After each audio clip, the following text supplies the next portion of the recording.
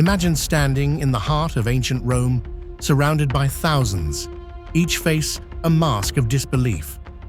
The air is heavy, charged with something electric, something dangerous. Everyone has heard the rumors.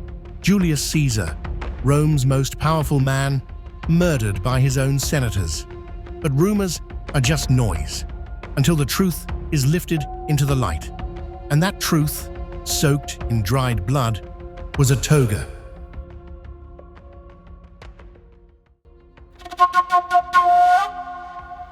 The Ides of March, 44 BCE, the day that would scar history forever.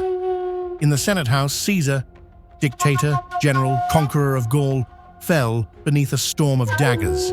23 wounds, 23 betrayals.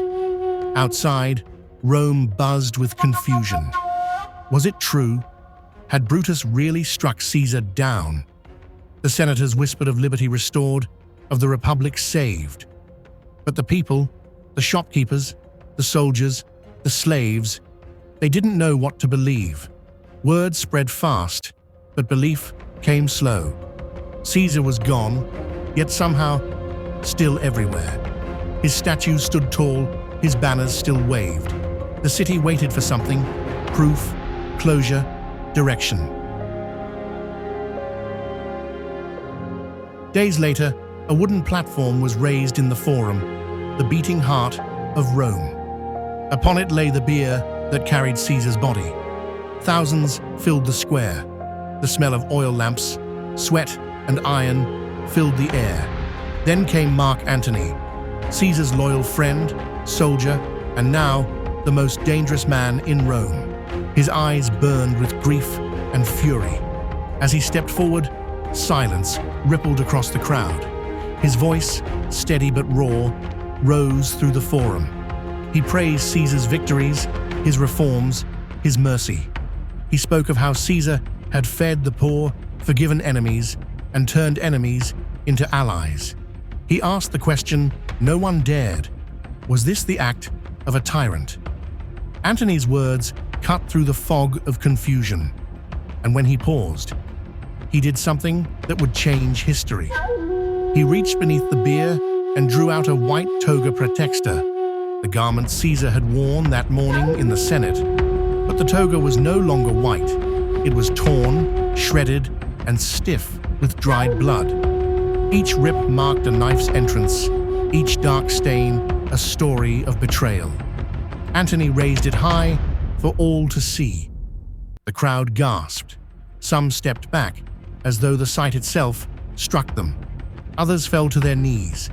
Quintilian, writing decades later, said the people saw it as though Caesar were dying again, right before their eyes. The silence broke. First a murmur, then a roar. A sound of grief turned to anger. The Forum became a furnace of emotion. Someone threw a torch onto the bier. Another followed. The flames caught quickly, licking up the wood, the flowers, the body. The scent of burning oil and flesh filled the air.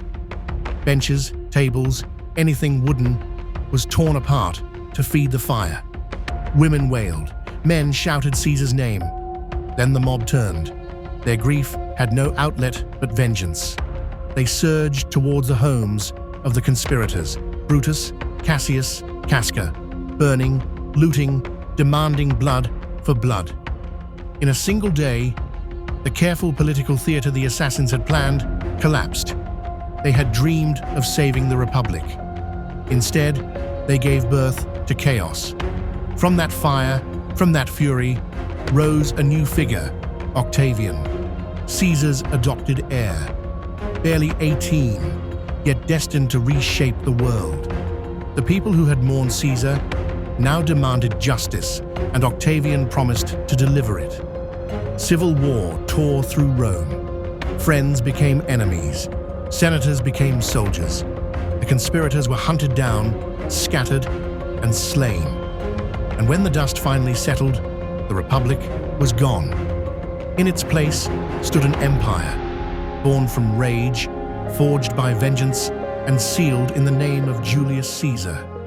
All because one man, on one day, chose to lift a blood-stained garment before a grieving crowd.